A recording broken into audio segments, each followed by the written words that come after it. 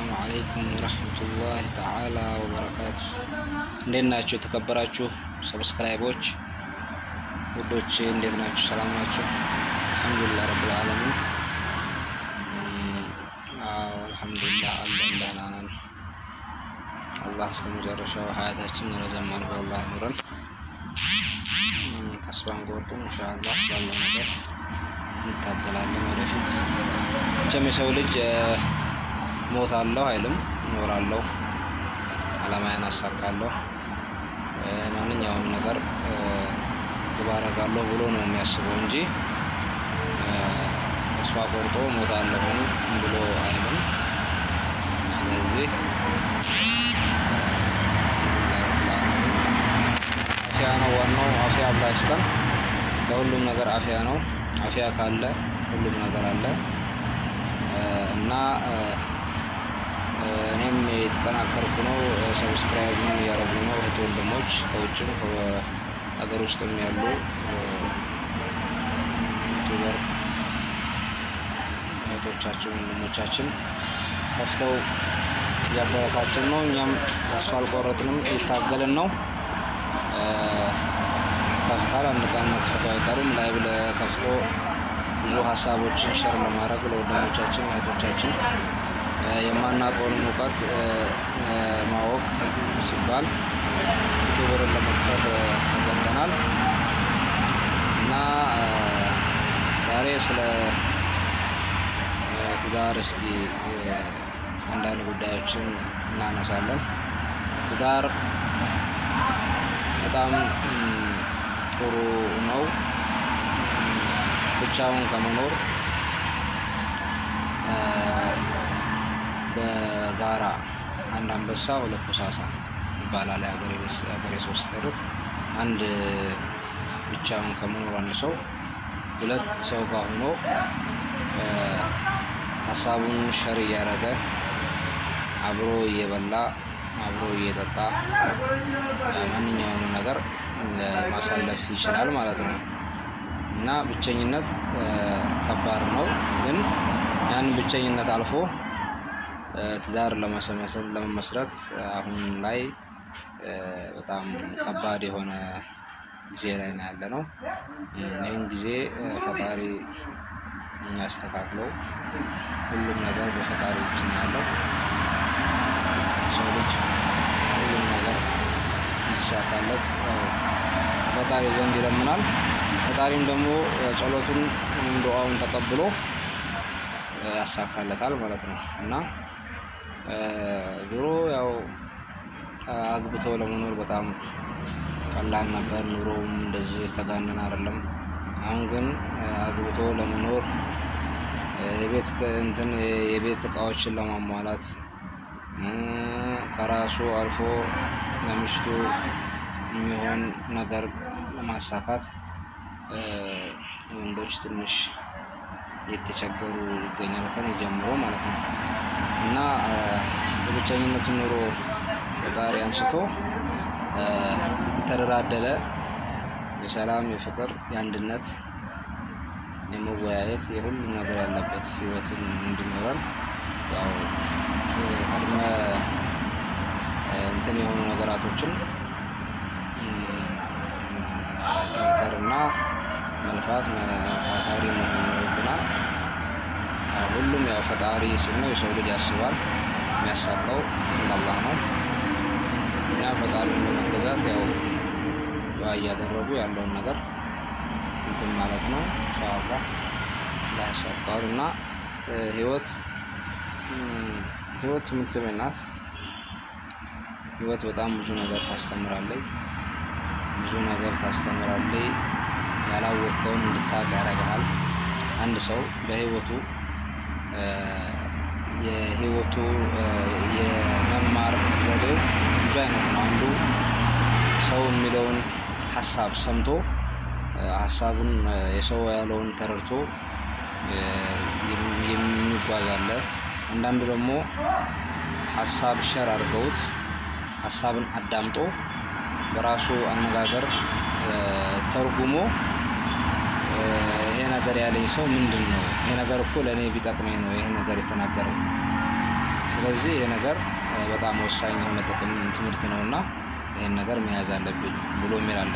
አንዳንዱ ደግሞ ገና ለገና ይሆናል ይሄ ነገር የነገረኝ ይሄንን በማስመልከት ነው ብሎ የሆነ ሀሳቦችን ተቀብሎ ገና በማየት በድርጊት ሁሉን ነገር አዳምጦ ወደ መስፈርቱና ወደ ጉዳዩ የሚገባ ሰዎች አሉና ብዙ አይነት ቻሌንጅ ነው ያለው።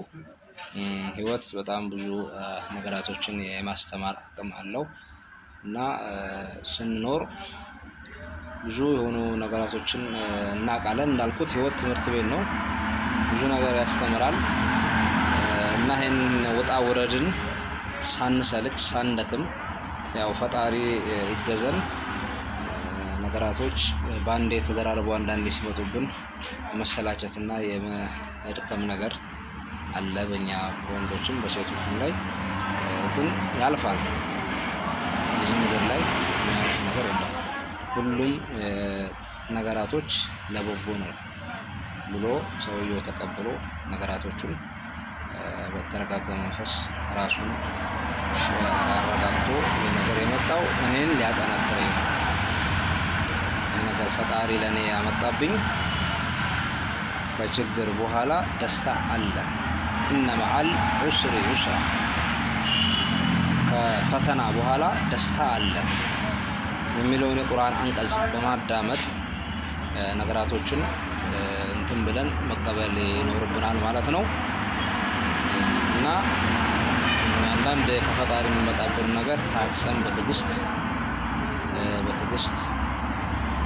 ተወጥተን ያለውን ነገር እንትን ማለት ይኖርብናል እንጂ ይህ ነገር የመጣው ፈጣሪ እኔን ባይወደኝ ነው ወይም በቃ ነገራቶች እንደዚህ ሆኖብኝ ነው ምናምን ብሎ ወጣ ውረድ ውስጥ ሌላ የማይባል ውስጥ ገብቶ ከፈጣሪውም ጋር ተጣልቶ ከራሱም ጋር ተጣልቶ የሚኖረው ህይወት እንዳይሆን እዚሁ በመጠንቀቅ አድርጎ ይሄ ፈጣሪ ያዘዘው ነገር ነው።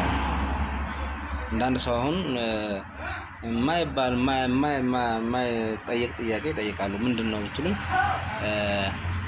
አንድ ሰው ሀብታም ነበረ፣ ለምን ከሰረ?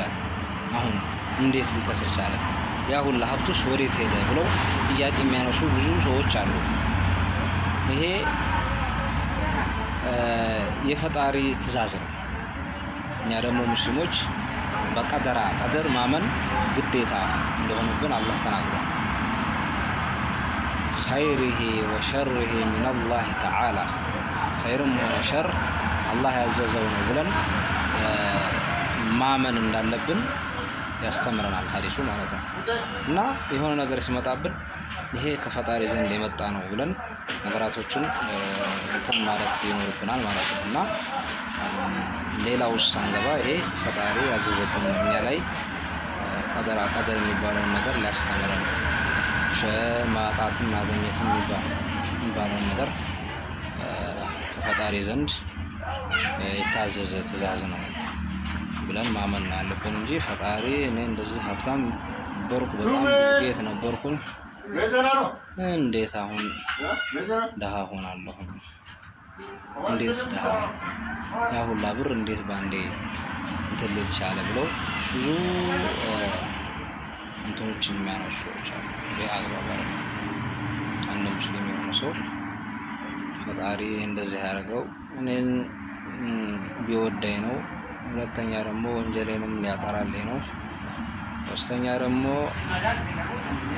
ሀብታም ተኩኖ ደሃ እንደሚኮንም በውስጡ ሊያስተምረኝ ስለፈለገ ነው ብለን ነገራቶቹን መረዳት ይኖርብናል ማለት ነው። እና እንደዚህ አይነት ነገር ሲመጣብን ፈጣሪን ማማረር ሳይሆን ይሄ የመጣው ለበጎ ነው ለኸይር ነው ማለት ይኖርብናል ማለት ነው። እና እንዳልኩት ህይወት ብዙ ነገራቶችን ያስተምራል። ብዙ ነገራቶችን እንድታይ ያደርጋል።